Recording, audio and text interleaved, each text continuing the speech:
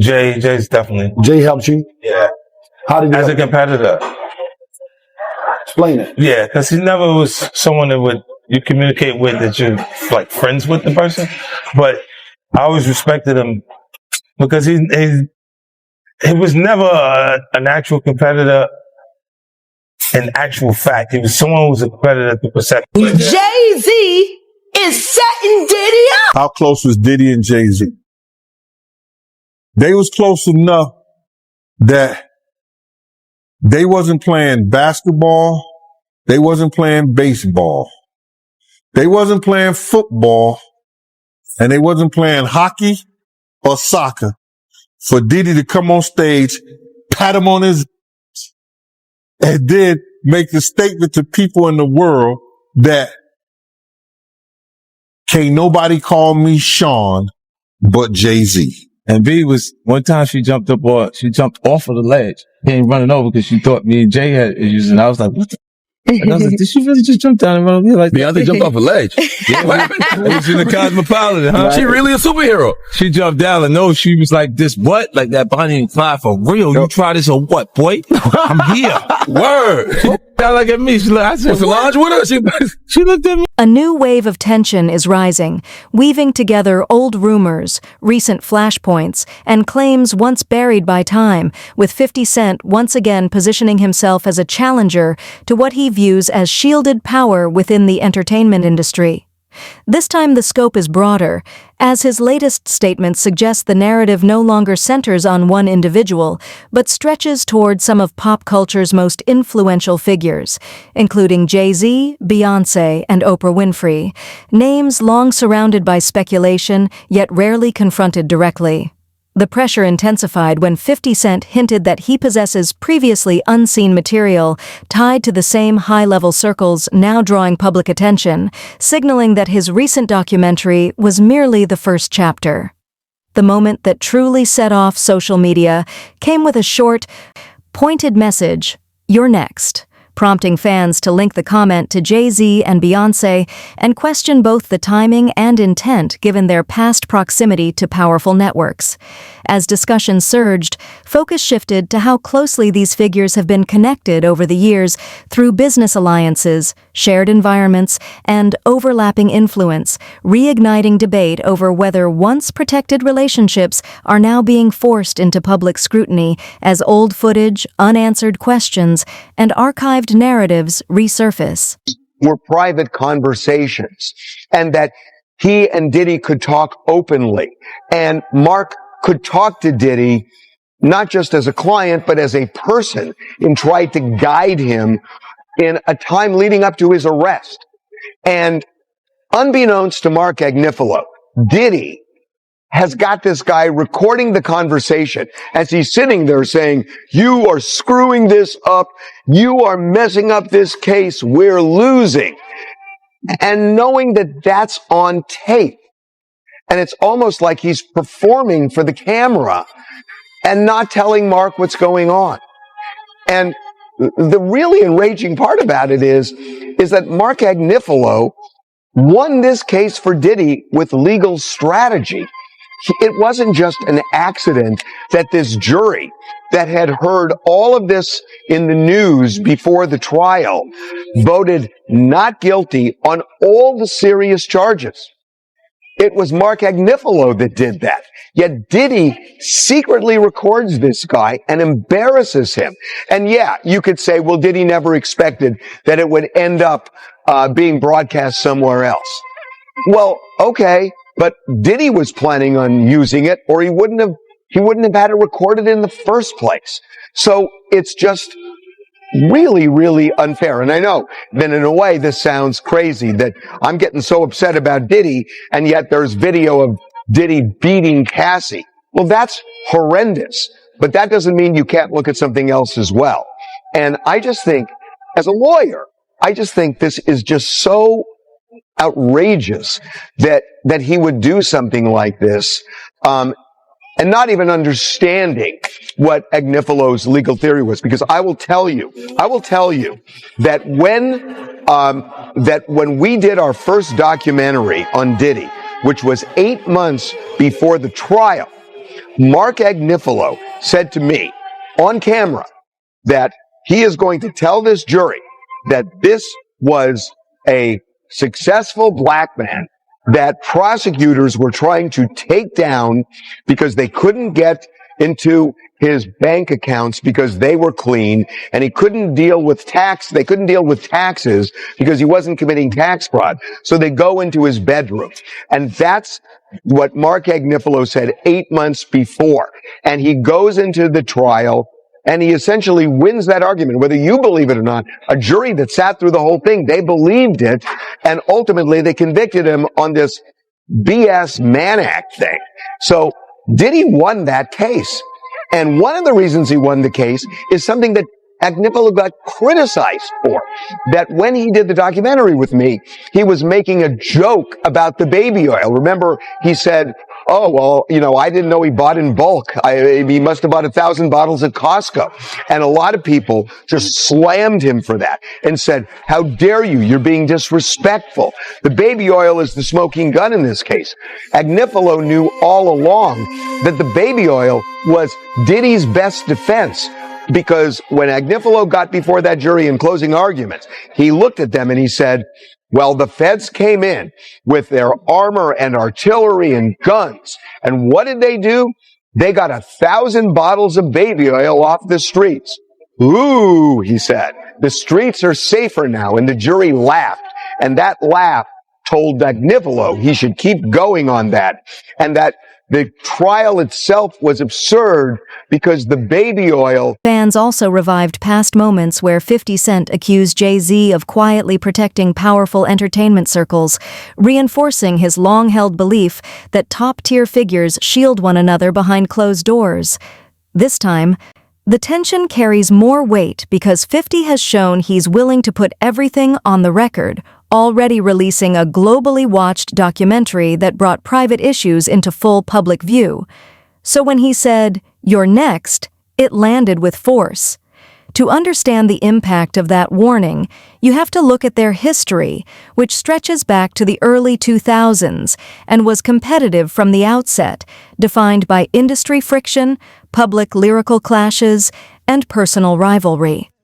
As Jay Z evolved into a measured power broker, expanding influence through brands, partnerships, and elite connections, 50 Cent forged a different path as a vocal disruptor, building his empire through media, business, and direct confrontation. They represent opposing approaches to power, one driven by restraint, the other by pressure. And that contrast explains why, when 50 speaks, both the industry and the public stop to listen. Seems like 50 Cent has set his sights on someone new after the Diddy Netflix documentary. If you aren't aware, 50 Cent has been getting insane feedback from the Netflix documentary he made on Diddy. Sean Combs' The Reckoning is what it's called, and it's #1 all over Netflix, beating even Stranger Things. Diddy himself has responded to it saying the stories are false, of course, denying everything, and even trying to do a cease and desist on the Netflix documentary. And after this Diddy documentary, a lot of people have been wondering who's the next person that deserves to get exposed. And Jay Z is the one that a lot of people are pointing their finger at. And the reason why Jay Z has been getting a lot of this type of backlash is because Jay Z was really close to Diddy. At one point, Diddy was even calling him his brother, and that Jay Z's the only one that can call him his real name, Sean. That maybe there's something on Jay Z's side that has been going on behind the scenes. Now, there hasn't been any solid proof yet, but Nicki Minaj has been going at Jay Z for quite some time, talking about Jay Z is manipulative and he steals, and he's been pushing a narrative, and that Roc Nation has control and power over a lot of things. And I can kind of understand where she's coming from to a certain extent. We got to remember when Jay Z went up on the Grammy stage and said Beyonce never won Album of the Year and complained about that, literally the following year, Beyonce wins Album of the Year. Which is just something like, that doesn't show you that there is some power going on there, that there is something behind the scenes that Jay Z controls. It's clear as day that it's all politics on who wins Grammys, you know, who gets the better light and things. So that kind of opened my eyes, you know, as to Roc Nation's power and how they manipulate things in the media. I'll never forget Jay Z would get this like special treatment all the time when it comes to the media. I mean, Hot 97, when they interviewed Jay Z, they literally rolled out a red carpet. They never did that for any other artist. So Jay-Z's always had this kind of special treatment when it came to things. But now the question is Jay-Z involved in crazier things? I mean, there's been a lot of speculation in a lot of different ways. And people are pointing their attention towards 50 Cent wanting him to do a Jay-Z documentary. And it looks like he might actually do it, because on Instagram, he posted a drawing of Jay-Z that kind of makes fun of his looks. And he posted that photo and he said this in the caption: "Please stop sending me stuff like this. I'm not going to post it." Basically making a joke, because obviously he posted it on his social media. But, and here's the interesting but in this, is someone commented on the post and the comment got liked by 50 Cent. And this is the comment. It's from Dom KMDA. I hope I pronounced that right. Dom Kanmada. He commented saying, "My only question, he's next, isn't he?" And 50 ended up liking that comment. And here's the thing. I actually saw this on Twitter and X, whatever, Twitter X, whatever you want to call it. And I wanted to confirm, is this real? Because a lot of people Photoshop these type of things just to create drama and create this speculation. So I actually DM'd the guy himself and I showed him the photo and I asked him, "Hey, is this a real photo? Did 50 like your comment?" He said, "Hey, yes, he did." And I was like, perfect. Thank you for confirming. Thought it was Photoshopped. LOL. Appreciate the response. And he said, "I was surprised as well. Didn't see that coming." So shout out to him, for, responding to my DM and confirming that, the comment actually got liked by 50, because, a lot of people Photoshop and spread narratives. So me being the proper journalist, whatever you want to call me, news reporter, I, wanted to go get to the source and see if it was actually real. There's also something that's very interesting that went over a lot of people's heads, and that's the documentary coming out on December 2nd. That Diddy documentary coming out on that date. Literally 2 days later, you have Jay-Z's birthday, December 4th, which to me sends a subliminal message to Jay-Z that you're next. So that's crazy. That just, to me, shows that 50 is potentially gonna work on something going at Jay-Z, and he might get Nicki Minaj involved, because Nicki Minaj has a huge issue with Jay-Z with a lot of things, and I don't even know the full details of that because she's gone at Jay-Z for quite some time. Over the years, Jay-Z continued operating within circles of enormous influence, aligning with major players across entertainment, media, and corporate power, while 50 Cent responded whenever he sensed something being quietly buried with sarcasm, coded posts, and sharp commentary. Never a direct warning until now. This moment feels different because for the first time, 50 has implied he holds material that could directly affect the Carters, and fans know he doesn't speak without follow-through, as his claims tend to surface sooner or later. That implication alone pushed Jay Z and Beyoncé into the center of an intense online debate, which quickly widened to include Oprah Winfrey, leaving many questioning how her name entered the discussion. The link traces back to renewed criticism surrounding Oprah and 50's long-standing skepticism of how she wields influence, accusing her of selective pressure and carefully chosen narratives during pivotal cultural moments. He has openly challenged her past media priorities, contrasted her investigative focus with earlier associations, and never concealed his frustration over being excluded from her platform. History that now adds another layer to why her name is reappearing alongside the industry's most powerful figures as public scrutiny grows louder. Epstein, Oprah, Epstein, he was running with that whole crew. They want to know how we're going to do it, how the public is going to take him. Is the public going to let him back in? And the public is not. The public is already canceling him. I don't believe the industry has canceled him yet. All those people who went to those Diddy parties, not one of them had came out and denounced what he has done. I haven't heard one of them. I have not heard one person denounce, well, man, let God handle it. Get the hell out of here. Get out of here with that. If that was your daughter, would you let God handle it? All those people, they ain't denounced him. They ain't definitely, they can't come forward and say, yo, I support him. Cause it would mess up their brand. It would mess up their brand. Jay Z. We the only one could call each other Sean. Jay is the only one could call me Sean. I'm the only one could call him Sean. Get the hell out of here. If that ain't no fun boy stuff.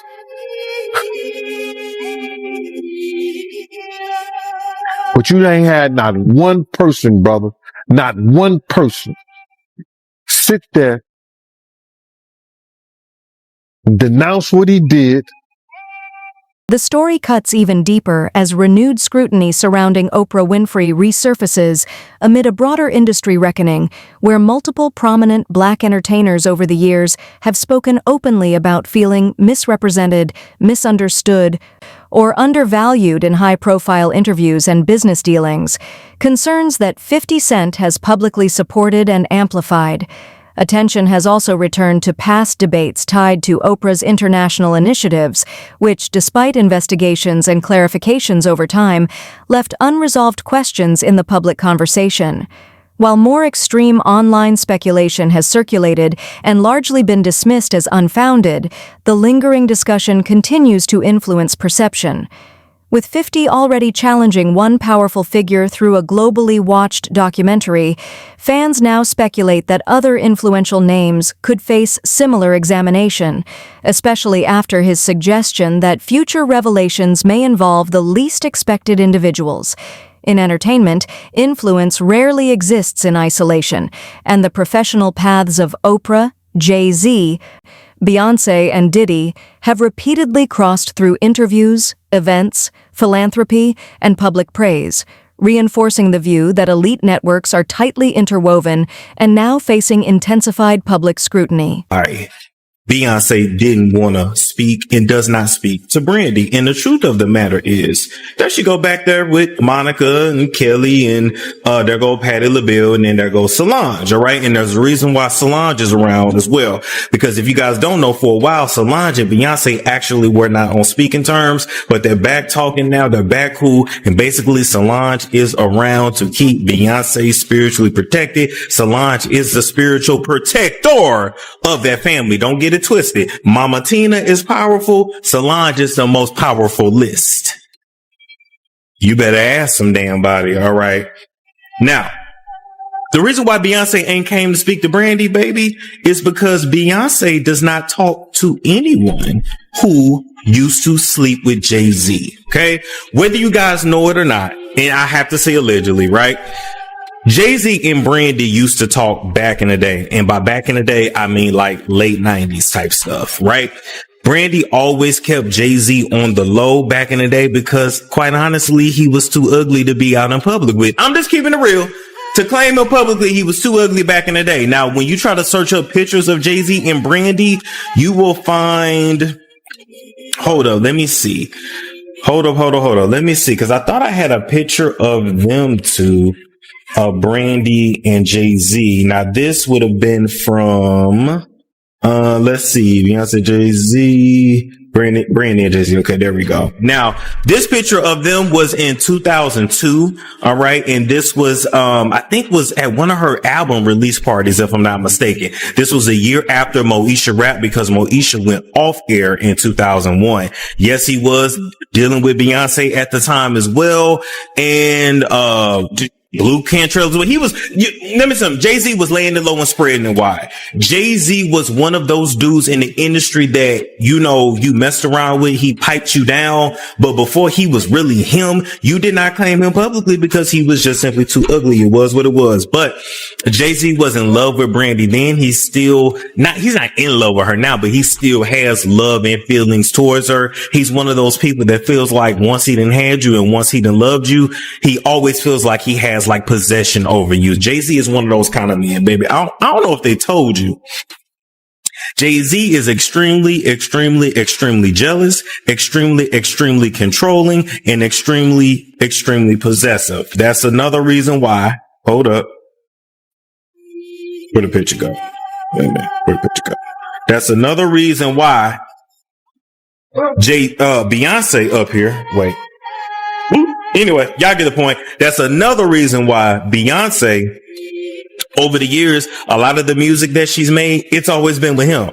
A lot of the remixes, it's always been with him or somebody that he approves of her to work with. Okay.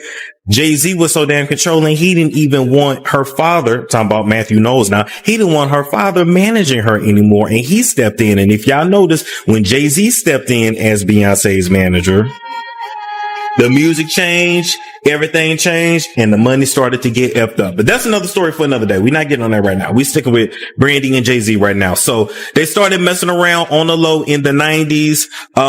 Even to the early 2000s, they were still messing around. I'm not exactly sure which year the relationship officially ended, but just know that Jay Z was just basically good for, that was what he gave. He gave big, I don't know no other way to put it, but he was like, for the ladies that's watching, you know, like, if you ever dealt with like a tall, ugly with big pipe, you went to him to get piped down, but you would not like ever like claim him like that because he was just super ugly. It was what it was. And before he really blew up, didn't nobody want to be seen with him like that. It is what it is. And quite frankly, Jay Z dated a lot of your favorite. Diddy and Jay Z have long maintained a high-profile professional bond, collaborating on music, appearing together at major events, and moving through the same elite luxury circles, fostering the perception that these top-tier networks trade influence, access, and information behind the scenes.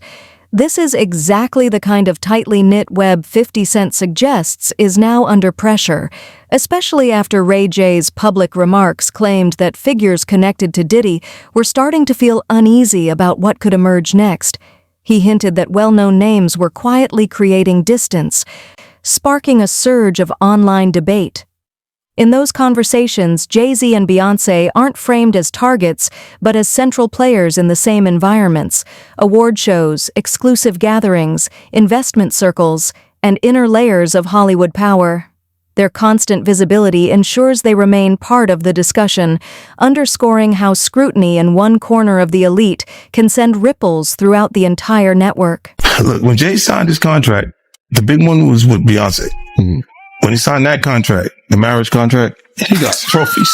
Now those trophies came rolling in, buddy. He started getting Grammys left and right, man. I mean, look, if you look at his career, You're gonna let him say that. Jay was getting Grammys. He had one. Exactly. He had one. And he ain't show up. He had like 20 now. He had like 18 since he been down. Look, he had one, bro. Hard Knock Life. You're not wrong. He was one. He got some shit. He started drinking. His pictures went up. He thinks the cup. Wait a minute. So you're saying the success is derived from the marriage? I've absolutely been treated differently. The accolades. Because he's no longer viewed as what, like a street or gangster rapper. Now he's viewed as a businessman, entrepreneur, family man. And the biggest ones because of the position Beyonce's. Oh, wow. Right? You were connected to the biggest. Jay got it for the music. Jay got it for the music. He didn't sing. He deserved those. It was like this, like Black excellence. They're sitting there like, yeah. It's a billionaire brunch. Like, I hate you, man. Unaware of anything going on here. This is the one time I'm going to be with you this year. Yeah. Come on, bro. That's crazy. That's crazy. He just looking at his watch during the whole Rock Nation, bro. Like, is it 3:30? Yeah, it's almost time to get out. Yo, I feel like I'm normal again. Get me out of here. Oh wow! So that's the deal he signed, huh? Yeah, that's the deal. Like the other ones didn't count as much as that one did. Oh, yeah, before I forget this, we talked about Jay. Proximity to Diddy. You don't think he knew anything? He's seemingly around Diddy a lot. That was a real suburb question. I know, right? Proximity. Hold on. Proximity. That's the SAT hit parade word. I had to learn that. Do you think knew all of the shit that was going on. And I was like I don't want to incriminate myself. I know, but the way he said it, Like I said, no matter how you answer that, you snitching. That was a narcissist kind of You asked the question like a fan. hey, I grew up with white people, but one thing I know is how to get a black guy in trouble. But it's a great question. Yo, just give him the Happy Meal before you ask him to snitch, bro. He said, damn, they wasn't even drinking. Speaking of, how the hell you pronounce Lechimindewa. Okay. It's the King's Path. King's Path. Oh. Because I know Branson. That's the one I pronounce. That's the Branson lifestyle. You know, be outside. You're not worried that if you throw little and you don't throw out allegations, but like you kind of poke fun at them. You just ask questions. You're not worried that it comes back your way. Like people dig up your past and try to pull stuff up. I don't got that in my past. I'm not. Everybody got a little bit. Look, like, I took. Not that it's real enough. I took a pill, but it was for me to perform better. For her to remember, buddy. I didn't give her a drink so she forget what the. This is why 50 Cent's warning hits with real force. It's not idle chatter, it's grounded in visible connections that thread together past controversies, public silence, and carefully curated images into a fragile, high-stakes power structure. From his perspective, Hollywood's elite no longer inspire fear, and he's signaling a direct challenge. The impact of his recent documentary extended far beyond a single target, sending shockwaves through anyone who shared spaces, deals, or private moments within that network, from artists and executives to public figures outside entertainment. Once 50 hinted at more projects on the horizon, reactions were immediate. Legal teams revisiting old matters, PR strategies shifting overnight, appearances canceled, and digital traces quietly scrubbed. None of it proves wrongdoing, yet the sudden caution only amplified curiosity, as silence and distance raised questions on their own. The film exposed a long-standing pattern of troubling behavior, many sensed but ignored, leaving one unavoidable question reverberating louder than ever. Who saw the signs? And who chose not to act? Sean Combs' The Reckoning, the 50 Cent Diddy doc. First and foremost, we've been talking about this thing, Jack, for going on 2 years now. And once again, thank you for even being, I guess you could say a beacon during this whole conversation as far as kind of spreading light on a lot of things that go down in the industry that, you know, the normal person may not even see or hear about that happens in the day to day. Did you really think 50 Cent, when he first mentioned it, that there was an actual documentary being worked on? Well, see, this is the thing. I can believe that it was happening. At what purpose? See, and that's the thing. Like, my opinion about all of this stuff is so much different than your average person's, and my outlook is so much different than your average person's. Did I believe that it was possible? Absolutely. Why wouldn't he be able to do a documentary? Why wouldn't he be able to bring in Alexandria to come and put this together? Like, the woman who directed this, she doesn't even seem to have a background in hip hop at all. That makes sense. So it's like, yeah, it's kind of interesting. It's kind of interesting. I mean, for crying out loud, Diddy sent him freak off videos. True. Very true. Interviews very true. about it. Did you feel that just 50 Cent's name being attached to it again? These are two, as everyone knows, the three names in hip hop are Jay Z, Diddy, 50 Cent when it comes to the status of where you could get as a business or a brand. I guess so. So for the top three individuals, for one to go at the other and release this doc, I don't know, what does that say to again, I keep asking about the hip hop state of things. What does that say to hip hop? Like, are we our own downfall? I guess I don't know. Well, I mean, I don't know. It all depends on what you consider hip hop. Like, I don't consider any of this debauchery, any of this animalistic crap. I don't consider any of this hip hop. I grew up in hip hop. You know, I know what hip hop culture is, and it's none of this stuff that people are selling. I mean, when did it stop being hip hop? We're going to go through the documentary itself, but when did it stop? It stopped being hip hop when it became corporatized. It stopped being hip hop when certain groups of people saw that they could use it to influence the mass public. When people saw how influential hip hop was, it became very clear. Once upon a time, not long ago, where people wore pajamas and lived life, you know, the laws were stern and justice stood, and people were behaving like they ought to good. There lived a little boy, and he was misled by another little boy, and this is what he said: "Me and you, kid, we go make some cash, robbing old folks and making a dash." Come on. Like, they did the job, and money came with ease, but one couldn't stop us like he had a disease. He robbed another and another, and a sister and a brother. Tried to rob a man who was a detective undercover. 7 Jay Z moves through exclusive gatherings. Beyoncé shows up at events tied to influential circles, and Oprah has publicly praised figures now under heightened scrutiny.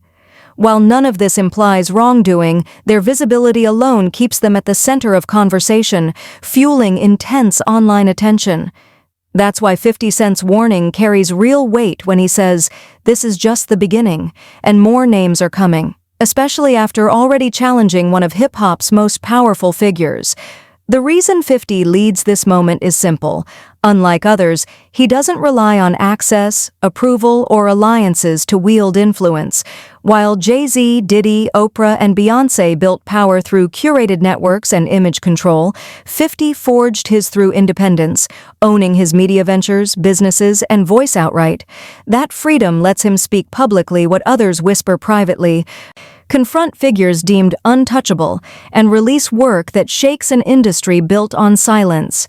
His authority rests on evidence, documentation, and verifiable records, not empty claims, which is why audiences listen, and why, when he warns even the most powerful to stay alert, people believe him immediately. In front of a bunch of people in the studio, me and him got into it that night. And we started snapping and joking and talking to each other. When he said about Danny DeCane, he said, "They gonna keep on messing with me." Or he said the word effing with me. They gonna keep on effing with me, and I'm gonna when you hear people saying this, this is crazy. This is so crazy right now, cause I heard him say it. But to know that he was doing it, it's a whole nother thing. It's a whole nother light right now, bro. He said it. I'ma drug them out and pimp them out to my they keep with me. And he was talking about Danny DeCane as a group. He didn't single out any one of them. But to hear that he did it, that's just crazy to me. We had a big argument and we started talking about each other and what had and what he didn't have. He was calling me, "Yo, you broke cop." This like, you ain't got nothing I ain't got. I got a watch, you got a watch. I got a ring, you got a ring. I got a chain, I got a home. We went through that whole like that. We start talking about his teeth. You understand? I start talking about, him, his breath, everything. We was going at each other. That next day at his house, he said, "Yo, Gene," he called me upstairs. And he said, "Yo, Gene, I couldn't talk to him like that no more in front of people and everything like that. Because I know me and Puff go back from the same gang since 89, 90 when he got jumped in it. You understand? We go back way to that time. So I knew him. You understand? He was like a little nephew. So when he started talking to him, I said, "Yo, listen here, bro. You don't say shit about me, I won't say shit about you.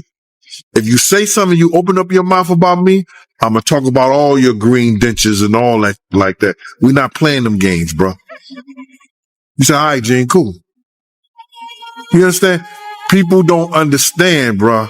The love and the power I had, not only in Harlem, Queens, I had dudes all over New York City, from the Bronx, everybody that had mad love for me because I looked out.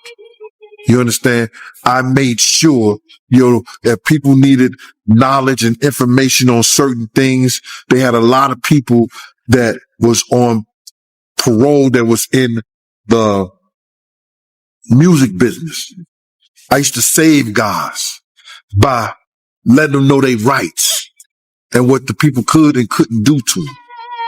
So I had a lot of genuine love from a lot of dudes. You don't be around a K. Slay for over 20 something years, a Chaz Williams over 20 something years and be some kind of sucker and was right next to him, doing all their functions, all their situations and everything like that, running security for them, making sure their people were safe in the whole 9 yards. You understand? I had my man Pete, I had people calling me, look out for Nate Dogg when he come to New York. Look out for Mac 10, look out for Exhibit, doing stuff like that, Good Brothers and everything like that. So what I'm trying to say to you is that, bro, is that to be at that type of status and be that type of person and do the things that I did, you understand? I had to have people who were in that light. Right now, the biggest question is what 50 Cent's unreleased footage actually contains. While he hasn't revealed specifics, public speculation points to the same elite Hollywood spaces highlighted in his recent documentary: private gatherings, off-camera moments, business environments, and conversations never meant for public eyes. The expectation isn't that it exposes wrongdoing by Jay Z or Beyoncé, but rather what influential figures saw, knew, or chose to ignore within those circles. In the court of public opinion, awareness can be as powerful as action, and if evidence shows respected names recognized troubling patterns yet stayed silent, the fallout could be severe amid growing demands for accountability. The footage may also illuminate how tightly guarded networks operated for years, showing how influence, loyalty, and discretion shielded reputations, revelations that unsettle power more than direct accusations. Once the full picture emerges, alliances shift, and carefully constructed narratives unravel. That's why 50 approaches this moment with such confidence. He knows the attention is fixed, the timing is critical, and his next release could fundamentally reshape how Hollywood power is seen. I've been working on this documentary for almost 2 years. The footage he has is insane. The people he got speaking about Diddy is ridiculous. And on top of that, the only place he agrees to do the interview, Rob, if you can show this, he goes and interviews with ABC. And there's an Instagram post he put up, Rob. I don't know if you have that or not. If you go on his Instagram account, he goes and does the interview about Diddy's documentary on ABC. And they say the reason why he did it on ABC, it's that one right there, Rob, the one you had it on, is because ABC News Station is one of only few stations they're allowed to watch in prison. With that smile. So he wants Diddy to know the world is watching you. Social media erupted the moment 50 Cent warned that Jay Z and Beyoncé should stay alert, igniting a wave of heated and divided reactions, some accusing him of overreach, others saying he was speaking what many had quietly suspected for years.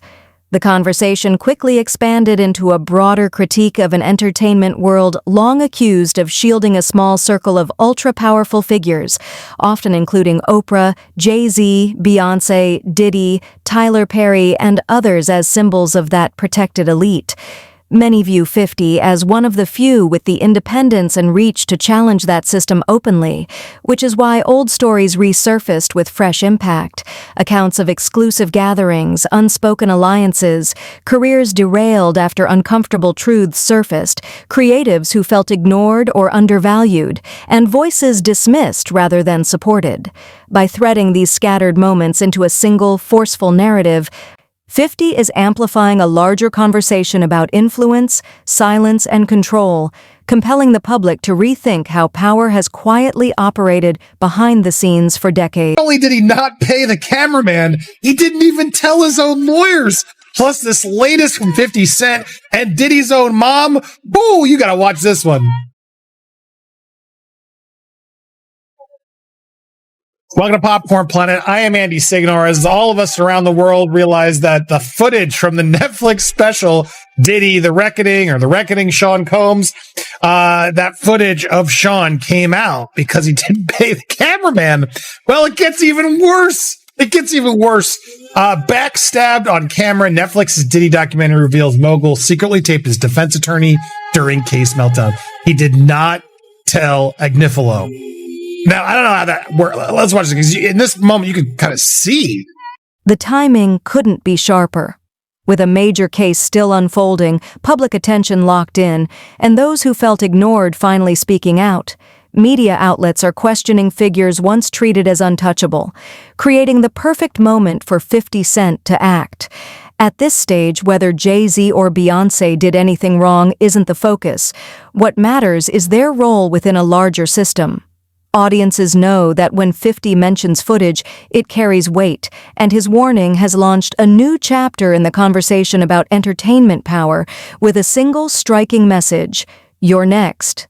Even without naming names, fans immediately connected it to Jay Z, Beyoncé, and Oprah, figures tied by shared circles, long-standing influence, and decisions debated for years.